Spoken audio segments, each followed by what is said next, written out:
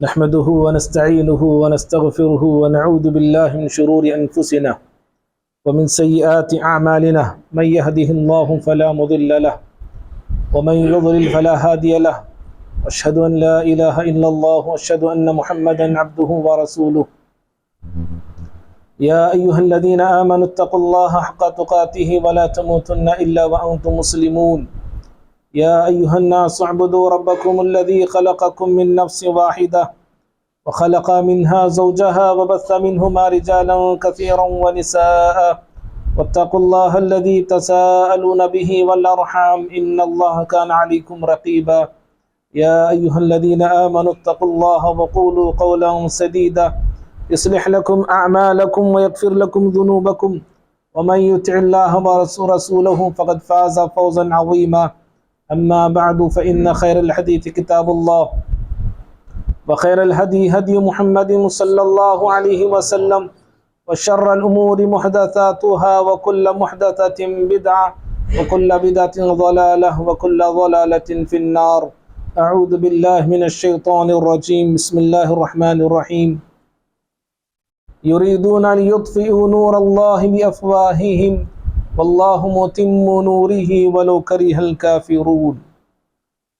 ہر قسم کی حمد و ثنا، بڑائی، کبریائی، برتری اور بزرگی اللہ رب العالمین کے لیے لائق اور زیبا ہے۔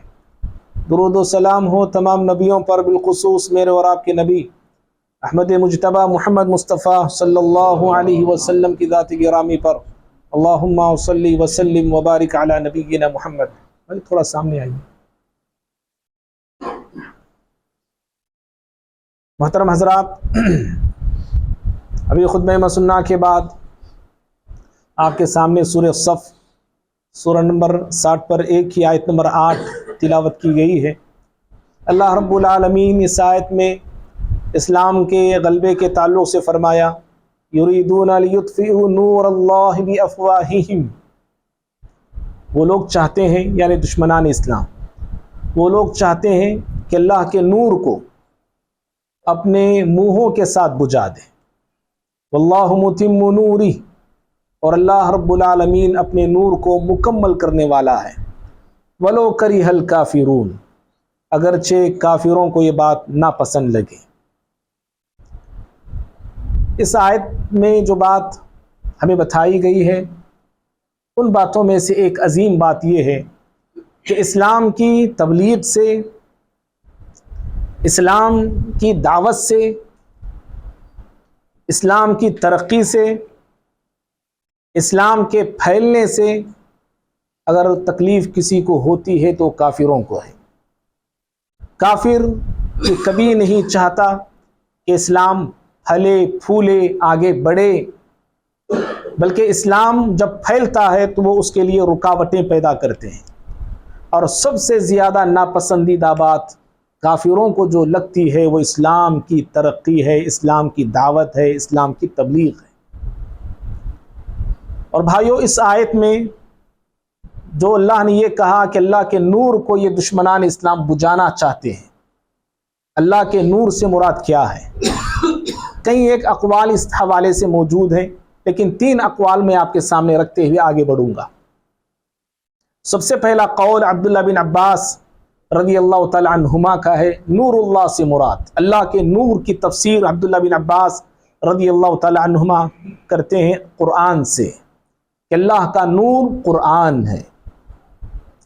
اور دشمنان اسلام اللہ کے نور کو، یعنی قرآن مجید کو،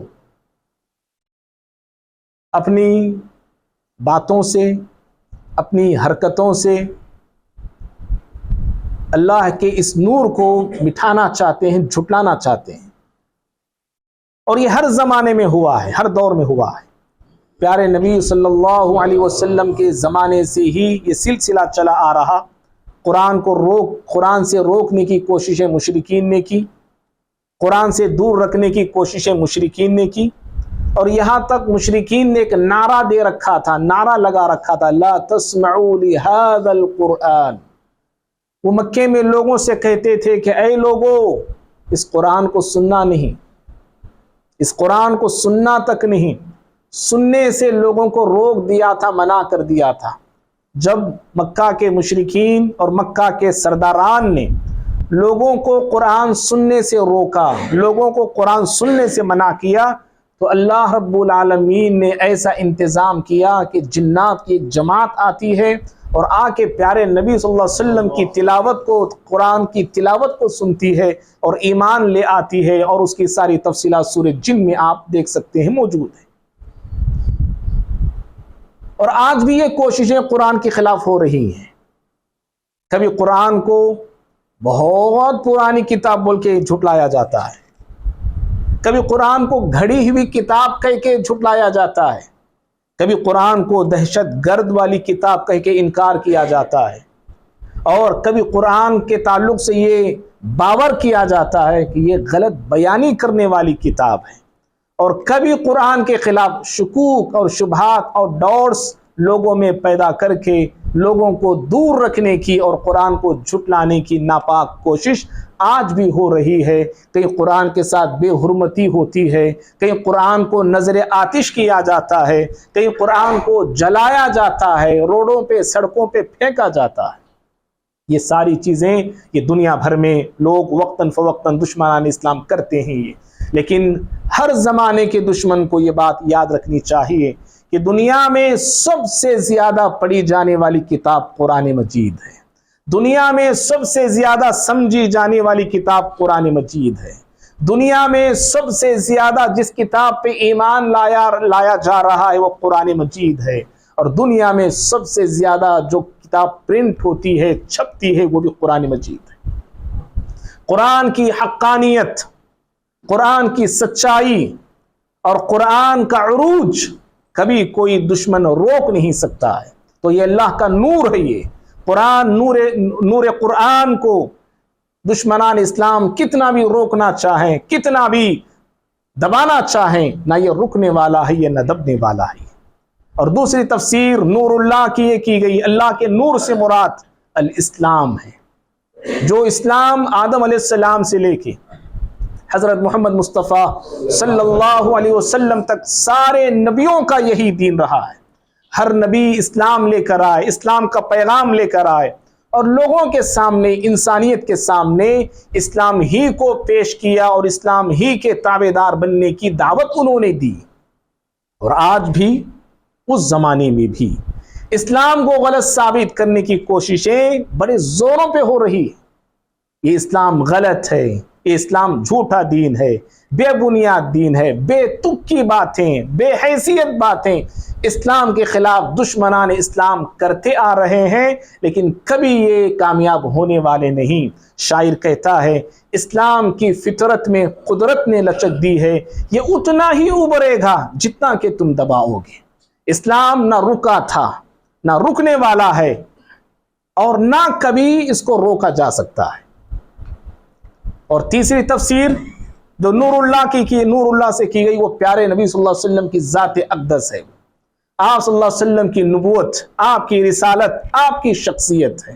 اور آپ صلی اللہ علیہ وسلم کی شخصیت کو مجروح کرنے کی کوششیں، آپ صلی اللہ علیہ وسلم کی شخصیت کو بدنام کرنے کی کوششیں پیارے نبی صلی اللہ علیہ وسلم کے زمانے سے ہو رہی ہے اور آج بھی ہو رہی ہیں۔ مکہ کے مشرکین آپ صلی اللہ علیہ وسلم کے خلاف کیسے کیسے پروپیگنڈے کیے، کیسی سازشیں آپ صلی اللہ علیہ وسلم کے خلاف کرتے گئے، اور آپ صلی اللہ علیہ وسلم کو برے ناموں سے پکارا گیا، برے القاب سے پکارا گیا، آپ کو جان سے مارنے کی ناپاک کوشش مکہ کے مشرکین نے کی، تو مدینے میں یہودیوں نے بھی یہ کوشش کی، لیکن یہ اپنے کوشش میں ناکام لوٹے، نامراد لوٹے۔ آپ صلی اللہ علیہ وسلم کی شخصیت کو اور آپ کے نبوت کو کوئی نقصان نہیں پہنچا سکے۔ اور آج کے ظالم بھی یاد رکھیں، اور آئندہ آنے والے ظالم بھی یاد رکھیں کہ کوئی بھی آپ صلی اللہ علیہ وسلم کی شخصیت کو، آپ کی عزت کو، آپ کے مقام کو، آپ کے مرتبے کو کبھی داغدار نہیں کر سکتا ہے، اور کرے گا تو وقتی ہوگا، عارضی ہوگا، ٹیمپروری ہوگا۔ اللہ رب العالمین نے آپ کی شان کو بلند کر رکھا ہے، وَرَفَعْنَا لَكَ ذِكْرَ، قرآن کا یہ اعلان ہے۔ یہ تو اسلام، قرآن اور پیارے نبی صلی اللہ علیہ وسلم کی شخصیت، آپ کی نبوت، یہ اللہ رب العالمین کے نور ہیں یہ، اور اللہ تعالیٰ کے ان نوروں کو دنیا کی کوئی طاقت اور دنیا کی کوئی حکومت اور دنیا کا کوئی بڑے سے بڑا مئی کا لال اس کو روک نہیں سکتا، اس کو کچل نہیں سکتا، اس کو دبا نہیں سکتا ہے۔ اور یہ آیت کب نازل ہوئی؟ جو بھی میں نے آپ کے سامنے آیت پڑھا اس کا ترجمہ کیا، اور نور اللہ جو اللہ تعالیٰ نے کہا کہ اللہ کے نور کو یہ دشمن بجھانا چاہتے ہیں، نور سے کیا مراد ہے؟ ابھی میں نے 3 اقوال آپ کے سامنے پیش کی۔ یہ آیت کب نازل ہوئی؟ سبب نزول کیا ہے اس کا؟ حضرت عبداللہ بن عباس، ساؤنڈ ہے ساؤنڈ ہے نہیں ہے نا؟ کیونکہ میرا ہی زور لگ رہا ہے، تھوڑا ساؤنڈ رکھیے۔ سبب نزول کیا ہے اس آیت کا؟ عبداللہ بن عباس رضی اللہ تعالی عنہما اس آیت کے سبب نزول کو بیان کرتے ہوئے فرماتے ہیں کہ پیارے نبی صلی اللہ علیہ وسلم پہ وحی چند دنوں تک کے لیے رک گئی تھی، وحی کا سلسلہ چند دنوں تک کے لیے اللہ نے روک لیا تھا۔ جب یہ خبر، یہ بات کعب بن اشرف یہودی تھا ایک، اس کو پتا چلا، اس کو معلوم ہوا کہ محمد صلی اللہ علیہ وسلم پہ وحی کا جو سلسلہ آ رہا تھا یا وحی جو ہو رہی تھی وہ رک گئی ہے، فوراً اس نے اپنے لوگوں کے سامنے اعلان کیا، کہا یا معشر الیہود ابشروا، کہا اے یہودیوں کی جماعت خوش ہو جاؤ، خوش ہو جاؤ، جو نور پیارے نبی صلی اللہ علیہ وسلم پہ نازل ہو رہا تھا، جو اللہ تعالیٰ نازل کر رہا تھا، اللہ تعالیٰ نے اس نور کو بجھا دیا ہے۔ کیا کہا اس نے؟ اس نور کو، یعنی قرآن کو اللہ نے روک دیا ہے، بجھا دیا ہے۔ وما كان ليتم امره، اب نہیں لگتا کہ ان کا یہ پیغام آگے بڑھنے والا ہے، اب یہ نہیں لگتا کہ جو اسلام، جو دین یہ پیش کر رہے ہیں، یہ دین اب پھیلنے والا ہے، یہ اسلام دنیا میں عام ہونے والا نہیں لگتا، اب ان کا دین، ان کا اسلام بس یہی دم توڑ دے گا، یہی ختم ہو کے رہ جائے گا، اب یہ پھیلنے والا نہیں۔ اس نے یہ باتیں کہیں۔ عبداللہ بن عباس رضی اللہ تعالیٰ عنہما فرماتے، امام قرطبی اپنی تفسیر میں اس کو نقل کرتے ہیں، پیارے نبی صلی اللہ علیہ وسلم تک یہ بات پہنچائی گئی، کعب بن اشرف کی یہ باتیں آپ صلی اللہ علیہ وسلم کو سنائی گئیں۔ اس کی باتیں سن کر پیارے نبی صلی اللہ علیہ وسلم بڑے رنجیدہ ہوئے، بڑے غمزدہ ہوئے، بڑے رنجیدہ ہوئے، بڑی تکلیف ہوئی آپ کو اس کی باتوں سے، جب یہ کہہ رہا ہے کہ اب آپ کا دین بڑھنے والا نہیں، پھیلنے والا نہیں، دنیا میں عام ہونے والا نہیں، اب یہی ختم ہو کے رہ جائے گا۔ فحزن رسول اللہ صلی اللہ علیہ وسلم، آپ بہت زیادہ غم زدہ ہو گئے۔ دیکھو غم مجھے آپ کو کن کن چیزوں کا ہونا چاہیے، یاد رکھو زندگی میں ایک غم مجھے بھی آپ کو بھی ہو، اللہ کے دین کے حوالے سے ہو۔ جہاں بھی اللہ کے دین کو نقصان ہوتا ہے، اللہ کے دین کو نہ مٹھانے کی یا بدنام کرنے کی کوشش کی جاتی ہے، ہم سب کو غم زدہ ہونا چاہیے، غم ہونا چاہیے۔ پیارے نبی صلی اللہ علیہ وسلم کیسے غم زدہ ہوتے تھے جانتے ہیں؟ سورہ کہف میں اللہ نے فرمایا فَلَعَلَّكَ بَاقِعُ نَفْسَكَ عَلَىٰ آثَارِهِمْ إِن لَّمْ يُؤْمِنُوا بِهَذَا الْحَدِيثِ أَسَفًا، اے پیغمبر ایسے لگتا ہے کہ ان لوگوں کے ایمان نہ لانے پر آپ اپنی جان کو ہلاک کر دیں گے۔ اس قدر آپ صلی اللہ علیہ وسلم انسانیت کی فکر میں ڈوبے ہوئے رہتے تھے، تو اس کی باتوں سے آپ بڑے غم زدہ ہو گئے۔ فَأَنزَلَ اللَّهُ هَذِهِ الْآيَةَ، عبداللہ بن عباس رضی اللہ تعالیٰ عنہما کہ فرماتے ہیں جب آپ فکر مند ہو گئے، اللہ رب العالمین نے یہ آیت نازل فرمایا۔ کون سی آیت؟ يُرِيدُونَ لِيُطْفِئُوا نُورَ اللَّهِ بِأَفْوَاهِهِمْ وَاللَّهُ مُتِمُّ نُورِهِ وَلَوْ كَرِهَ الْكَافِرُونَ، یہ دشمنان اسلام یہ چاہتے ہیں کہ اپنے منہوں سے اللہ کے نور کو بجھا دے۔ اللہ رب العالمین اپنے نور کو مکمل کرنے والا ہے، اللہ اپنے نور کو عام کرنے والا ہے۔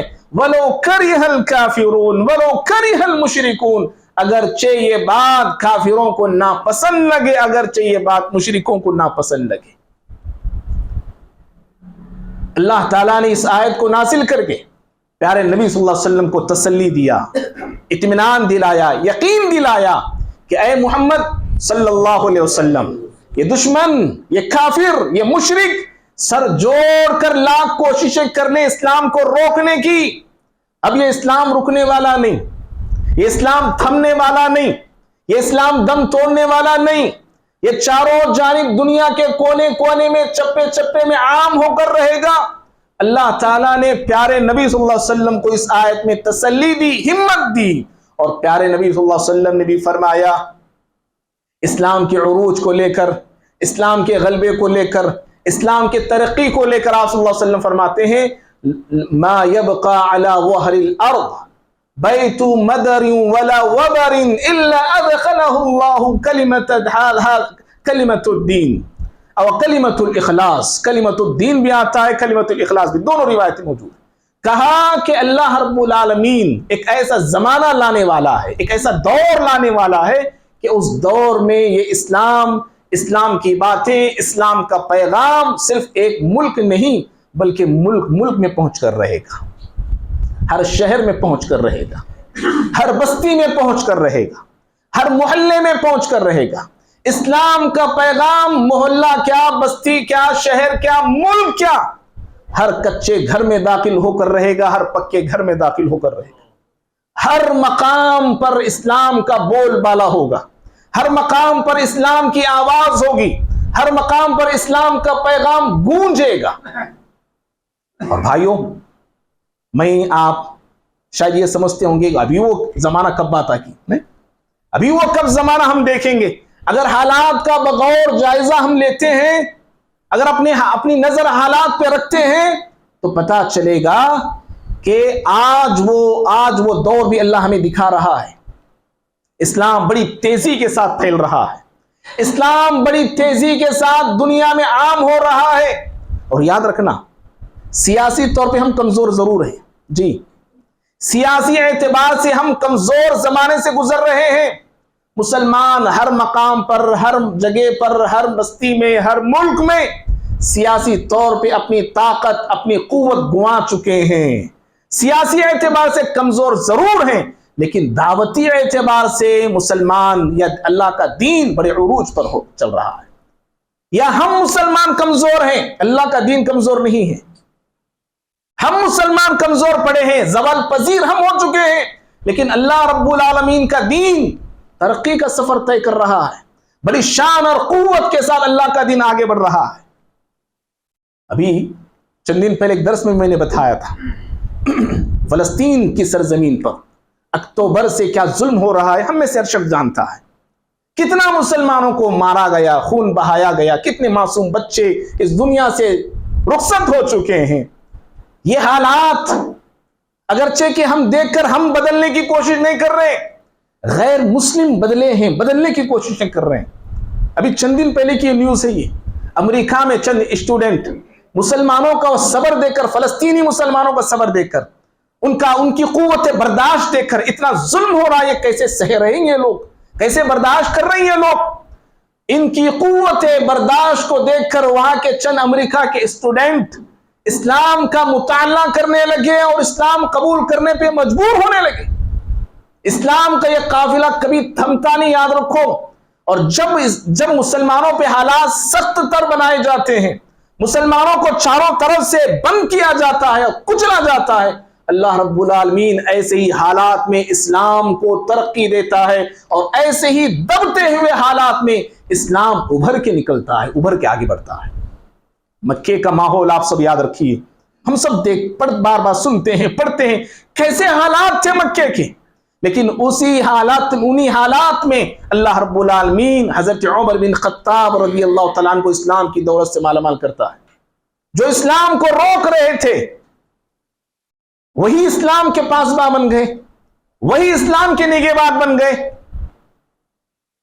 یہ اللہ رب العالمین کا یہ قانون ہے۔ اسی لیے ایک شاعر کہتا ہے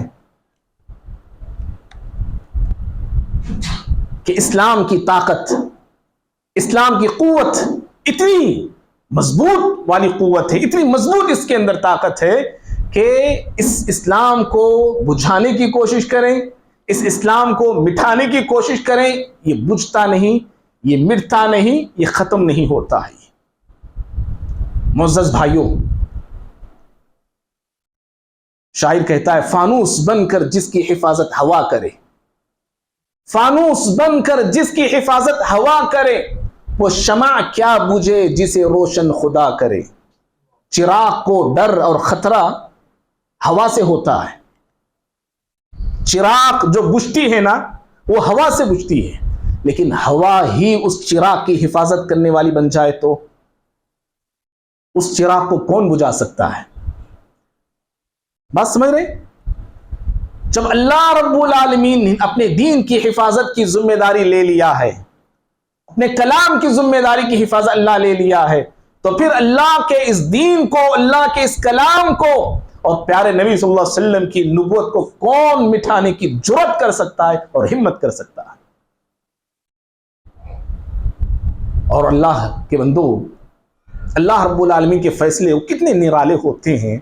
اللہ تعالیٰ اپنے دین کی حفاظت، اپنے دین کی خدمت کیسے کیسے لوگوں سے لیتا ہے، کیسے کیسے لوگوں سے، فاجروں سے لیتا ہے اللہ خدمت، گنہگاروں سے لیتا ہے اللہ دین کی خدمت. گنہگار بندے، فاجر بندے، ظالم بندے ایک زمانے میں وہی دین کے، اسلام کے نگران بن جاتے ہیں، محافظ بن جاتے ہیں، مددگار بن جاتے ہیں. معجم الصغیر کی روایت ہے، پیارے نبی صلی اللہ علیہ وسلم فرماتے ہیں ان اللہ عز وجل یؤید هذا الدین بالرجل الفاجر. کہا کہ اللہ رب العالمین اپنے دین کی نصرت، اپنے دین کی حمایت، اپنے دین کی حفاظت ایک فاجر انسان سے بھی لیتا ہے، ایک گنہگار انسان سے بھی لیتا ہے. کیسے کیسے فاجر، کیسے کیسے گنہگار، جو کہ بڑے گنہگار کہلاتے، بڑے فاجر کہلاتے تھے. ہدایت اسلام کی کیا ملی، توفیق اسلام کی کیا ملی، وہی لوگ اسلام کے محافظ بن کے رہ گئے. تاتاری کو کون نہیں جانتا؟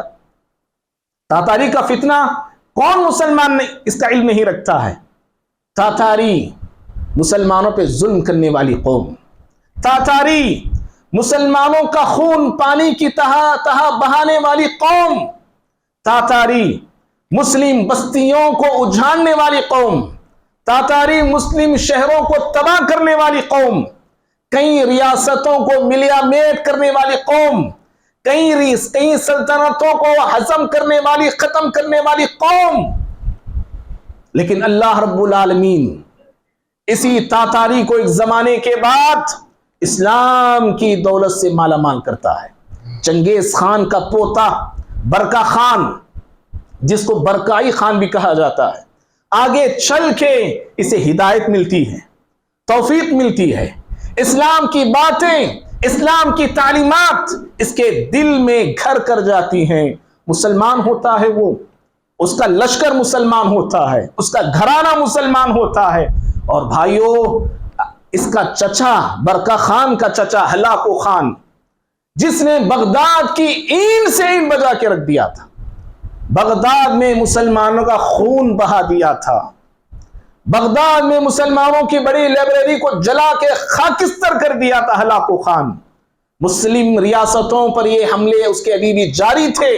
جب اللہ نے برکا خان کو ہدایت سے مالا مال کیا، یہی برکا خان اپنے چچا کو ظلم سے روکنے کے لیے آگے بڑھتا ہے، اور مسلم ریاستوں پہ جہاں ہلاکو خان حملے کرنے کے ارادے کرتا اور فوج لے کے نکلتا تھا، یہ برکا خان آگے آتا اور مسلمانوں کی حفاظت کے لیے کھڑا ہوتا، اپنے چچا سے مقابلہ کیا کرتا تھا. اللہ رب العالمین اس طرح اپنے دین کی حفاظت کرتا ہے، اپنے دین کے لیے، خدمت کے لیے اللہ تعالیٰ گنہگاروں کو بھی ہدایت سے مالا مال کر دیتا ہے.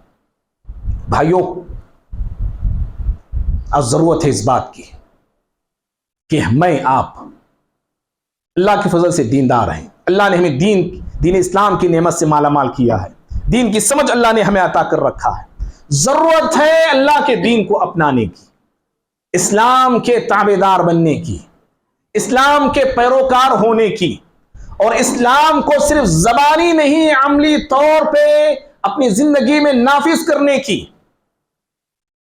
اللہ کے دین کی تبلیغ کی، اللہ تعالیٰ کے دین کو عام کرنے کی. دنیا سے، اپنے زندگیوں سے، اپنے گھروں سے، اپنے خاندانوں سے، اپنے رشتہ داروں سے شرک کا خاتمہ کرنے کی ضرورت ہے. سمجھ رہے؟ اور اگر ہم ایسا نہیں کرتے ہیں، اگر ہم ایسا نہیں کرتے ہیں، برائے نام مسلمان ہیں، نام کے مسلمان ہیں، کام کے نہیں، میری آپ کی زندگی کی تگ و دو میری آپ کی زندگی کا مقصد اللہ کی عبادت نہ ہو، اللہ تعالیٰ کا دین نہ ہو، اللہ رب العالمین کے دین اسلام کی خدمت نہ ہو، تو پھر یاد رکھو میری آپ کی زندگی ایسی 50 سال تو کھاتے پیتے ہنسی مذاق میں گزر جاتی ہے ہماری۔ ابھی 10-15 سال باقی رہتے ہیں، پتہ نہیں وہ بھی شادیاں بادیاں بچہ کے ان کے اس میں ختم ہو کے رہ جاتی ہے۔ اللہ کے بندو یاد رکھنا، اگر اللہ رب العالمین کے دین کے محافظ ہم نہیں بنتے ہیں، اللہ رب العالمین کے دین کے علم بردار نہیں بنتے ہیں، اور اللہ رب العالمین کی دین کے خدمت گزار اور مددگار نہیں ہوتے ہیں، تو اللہ تعالیٰ مجھے آپ کو مٹھا دے گا۔ جی، اللہ تعالیٰ مجھے آپ کو زمین سے اٹھا دے گا، ختم کر دے گا، اور اللہ تعالیٰ ہماری جگہ دوسرے لوگوں کو لائے گا، دوسری نسلوں کو لائے گا، دوسری قوموں کو لائے گا۔ آج ہم شیخ ہیں، بڑے فخر کر رہے ہیں، سید ہیں، بڑا فخر کر رہے ہیں، ہم فلاں ہیں، بڑا فخر کر رہے ہیں۔ اللہ تعالیٰ نچلی ذاتوں کو بھی لا سکتا ہے، سمجھ رہے؟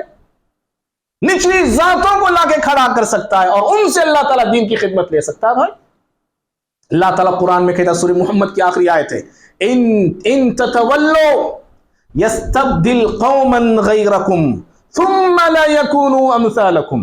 کہا اگر تم مسلمان روگردانی کرو گے، اعراض کرو گے، بغاوت کرو گے، اللہ رب العالمین کے دین سے پھر جاؤ گے، پھر یاد رکھو ان تتولوا یستبدل قوما غیرکم، اللہ رب العالمین تمہارے مقام پر، تمہارے جگہوں پر دوسرے انسانوں کو، دوسری قوموں کو لائے گا۔ ثم لا یکونوا امثالکم، وہ آنے والے تم جیسے نہیں ہوں گے۔ اللہ بول رہا تم جیسے نہیں ہوں گے۔ اور ہماری زندگی ہم کیسے ہیں؟ کھانا پینا سونا بریانی شیروانی پریشانی حیران، انہی چیزوں میں میری آپ کی زندگی ہو کے رہ گئی۔ اللہ کے دین کی فکر، اللہ کے دین کے لیے کچھ کرنا، انسانیت کی خدمت کے لیے کچھ کوششیں کرنا، کچھ پالیسی اپنانا، کچھ پلان کرنا، اللہ کے بندو دور دور تک یہ چیزیں مسلمانوں میں بہت کم نظر آتی ہیں۔ میری آپ کی زندگی کا مقصد کیا ہے؟ اللہ نے قرآن میں کیا اعلان کیا؟ وَمَا خَلَقْتُ الْجِنَّ وَالْإِنسَ إِلَّا لِيَعْبُدُونَ۔ انسان اور جنات کی تخلیق کا مقصد اللہ کی عبادت ہے، اور اللہ رب العالمین روئے زمین پر اللہ کا جو سب سے پہلا گھر بنا، انسان اپنا گھر کیسے بنایا؟ بنیاد ڈالا کہ نہیں ڈالا، چھت کون سا تھا، پلراں کیا تھے، وہ سب معلوم نہیں، وہ انسان اپنے حساب سے بنا لیا وہ زمانے میں، لیکن سب سے پہلا گھر جو روئے زمین پر بنا اللہ رب العالمین کی عبادت کے لیے مسجد حرام ہے۔ اس کی تفصیل ہمیں بتائی گئی، بنانے والے کون، اس کے معمار اول کون ہے، یہ ساری چیزیں ہمیں ملتی ہیں۔ پتا کیا چلا؟ میری آپ کی زندگی کا مقصد اللہ کی عبادت ہے، اور روئے زمین پر سب سے پہلا گھر جو بنا وہ اللہ کی عبادت کے لیے ہے۔ ہمارا تعلق مسجدوں سے ہونا چاہیے، سمجھ رہے؟ ہمارا رشتہ مسجدوں سے ہونا چاہیے، اور افسوس آج مسلمانوں کا رشتہ درگاہوں سے زیادہ ہے، خانخواہوں سے زیادہ ہے، مزاروں سے زیادہ ہے، پیر پرستی سے زیادہ ہے، مزار پرستی سے زیادہ۔ اللہ کے گھروں سے رشتہ تعلق مسلمانوں کا کم اور ختم ہو کے رہ گیا ہے۔ رشتہ ہے تو جمعہ کو ہے، ہم سب ہمارا بھی یہی حال ہے، ہمارا تعلق بھی جمعہ کو۔ اللہ کے گھروں سے ہم دور ہو چکے۔ یاد رکھو مسجد اقصی ہمیں اللہ پھر دے گا، جی پھر زمانے میں دنیا میں ہمارا عروج ہوگا، ہمارا غلبہ ہوگا، ہماری طاقت اور قوت کا لوہا منوایا جائے گا۔ کب؟ جب ہم اس کے اہل تو بنے، جب ہم اس کے لائق تو بنے، جب ہم اس کے قابل تو بنے، جب اللہ رب العالمین ضرور وہ حالات پیدا کرے گا، ضرور حالات بدلیں گے، اور کبھی ڈرنا نہیں گھبرانا نہیں۔ اللہ کے بندو آج ہم سب ڈرے ہوئے سہمے ہوئے جی رہے ہیں، سامنے اتنی بڑی پارٹی ہے، اتنا بڑا اسرائیل ہے، اتنے ہتھیار اس کے پاس، ہم کیسے مقابلہ کریں؟ ہر کوئی شخص، شاید دوسرے ممالک بھی کیا سمجھ رہے ہیں، اللہ عالم، اللہ بہتر جانتا۔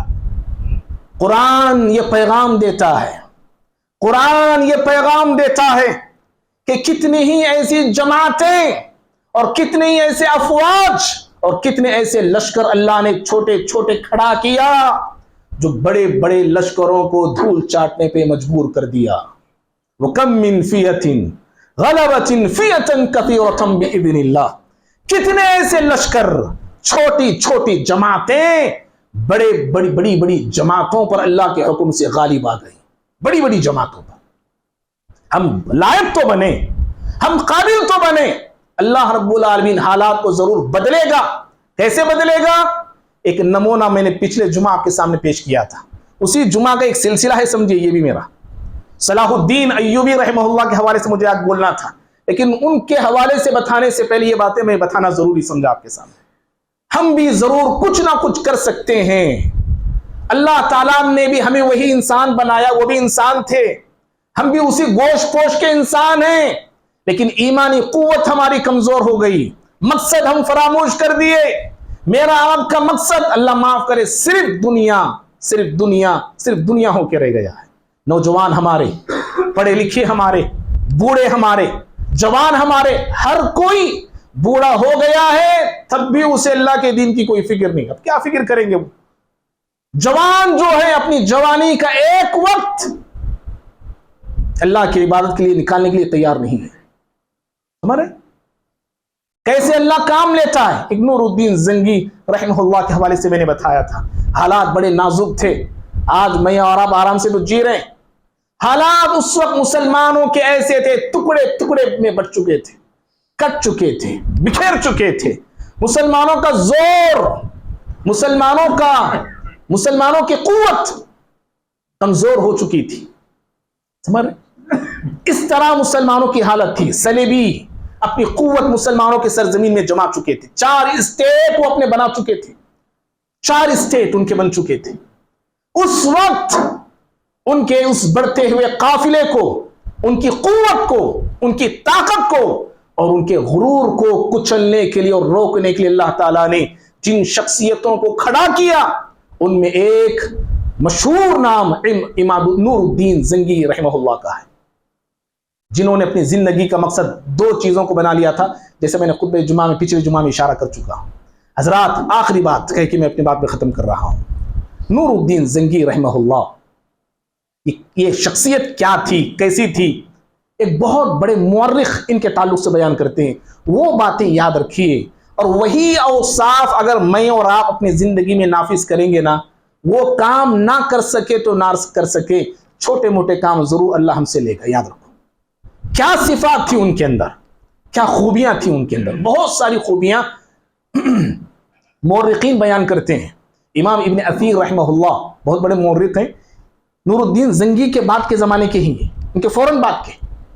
وہ کہتے ہیں کہ جتنے خلفاء گزرے ہیں، جتنے مسلم بادشاہ گزرے ہیں، ان کے زمانے سے لے کے بول رہے ہوں، 4 خلفاء کے بعد، کیا بول رہے ہیں وہ، 4 خلیفاؤں کے بعد سب سے کامیاب خلیفہ اگر کوئی گزرا ہے تو عمر بن عبدالعزیز رحمہ اللہ ہے۔ سمجھ رہے؟ پھر وہ کہتے ہیں کہ عمر بن عبدالعزیز کے بعد کامیاب حکمران، کامیاب بادشاہ، کامیاب سلطان، عدل کو نافذ کرنے والا، انصاف کا بول بالا کرنے والا، اللہ کے دین کو اپنی زندگی میں اوڑھنا بچھونا بنانے والا نور الدین زنگی رحمہ اللہ ہے۔ اب ان کے تعلق سے ایک بہت بڑے مفسر کہتے ہیں، ایک مورخ کہتے ہیں، کیا تھے یہ؟ کانا ملکن عادل، کانا ملکن عادلا زاہدن عابدن ورعن متمسکن بالشریعہ مائلا الی الخیر مجاہدن فی سبیل اللہ۔ وہ کہتے ہیں کہ یہ نور الدین زنگی کون، کیا شخصیت ہے؟ کہا یہ وہ شخصیت ہے، یہ وہ بادشاہ ہے جو عدل و انصاف کرنے والا تھا۔ کان ملکن عادل، عدل و انصاف۔ روئے زمین پر اللہ کو سب سے زیادہ پسندیدہ چیز عدل و انصاف ہے۔ وقت ہو رہا ہے میرا۔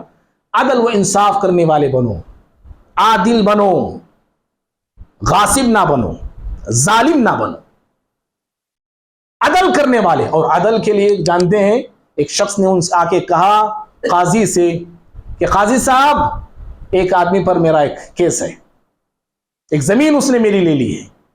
قاضی نے کہا کون؟ کہا نور الدین۔ انہی کے اوپر وہ الزام لگانے لگا۔ جیسے ہی نور الدین زنگی رحمہ اللہ قاضی کے بغل میں یہ بھی بیٹھتے تھے انصاف کرنے کے لیے، جیسے ان کا نام لیا گیا وہاں سے اتر گئی ہے، اور اتر کے اس کے روبرو اس کے آمنے سامنے آ کے قاضی کے سے مقابل آ کے قاضی سے آمنے سامنے ہو گئے۔ اتر گئے وہ. قاضی نے کہا یہیں بیٹھے رہیے, آپ کیوں اتر رہے؟ کہا کہ نہیں, اب میں ملزم ہوں, ابھی مجرم نہیں, ملزم ہوں میں, اور جب تک میرے تعلق سے تصفیہ نہیں ہو جاتا اس وقت تک نہیں بیٹھوں گا میں. پھر بات چیت ہوئی, بعد میں پتا چلا کہ یہ آدمی جھوٹ بول رہا ہے. ہمارے فوراً انہوں نے کہا کہ میں اس کو معاف کر دیتا ہوں, اور جس زمین کے حوالے سے یہ کہہ رہا ہے کہ یہ میری, حالانکہ وہ میری ہے, میں یہ زمین اس کو ہبا کرتا ہوں, تحفے میں دیتا ہوں. جی یہ جگر, اللہ اکبر, کیا بولے ہم, عادل تھے. اور کیا تھے یہ؟ کہا زاہدن, بڑے زہد والے تھے. عابدن, اللہ کی عبادت کرنے والے تھے, اللہ کی بندگی کرنے والے تھے. اور ورعا, بڑے متقی, بڑے پرہیزگار تھے. متمسکم بالشریعہ, یہ اہم پوائنٹ ہے, اللہ کی شریعت کو تھامے ہوئے تھے. اس کی شریعت, آپ طریقت کو تھامے ہوئے ہیں, آج صوفیت کو تھامے ہوئے ہیں, آج پیر اور مرشد کو تھامے ہوئے ہیں. شریعت کو تھامو. کیا شریعت ہے بھائی؟ اللہ کا کلام ہے, پیارے نبی صلی اللہ علیہ وسلم کی سنتیں ہیں, اور ان دونوں چیزوں کو صحابہ کے نہج پہ سمجھنے کی کوشش کرو بس. یہ ایسے تھے. اور کیا تھے؟ کہا مائلا الی الخیر, خیر کی طرف مائل ہونے والے تھے یہ, بھلائی کی طرف پلٹنے والے تھے یہ, اور اللہ کے راستے میں لڑنے والے تھے یہ, اللہ کے راستے میں جہاد کرنے والے تھے یہ, اور سب سے بہت زیادہ اللہ کے راستے میں خرچ کرنے والے تھے. جی بہرحال, تو اس طرح اللہ رب العالمین جب بندوں کو چننا چاہتا ہے, اللہ تعالیٰ بندوں کو اٹھانا چاہتا ہے, تو پھر یہ صفات ان کے اندر پیدا ہوتی ہیں, اور جب یہ پیدا ہوتی ہیں تو اللہ ان سے بڑے بڑے کام لیتا ہے. اور پھر ان کا ایک دوسرا حصہ انہی کی زندگی سے یا ملا ہوا سمجھیے, وہ صلاح الدین ایوبی. ان کا کام ادھورا رہ گیا تھا, بیت المقدس کو آزاد کرنا, لیکن ساری تیاریاں مکمل ہو چکی تھیں. 560 ہجری میں یہ اپنے روم میں, اپنے کمرے میں انتقال کر جاتے ہیں, وفات پا جاتے ہیں.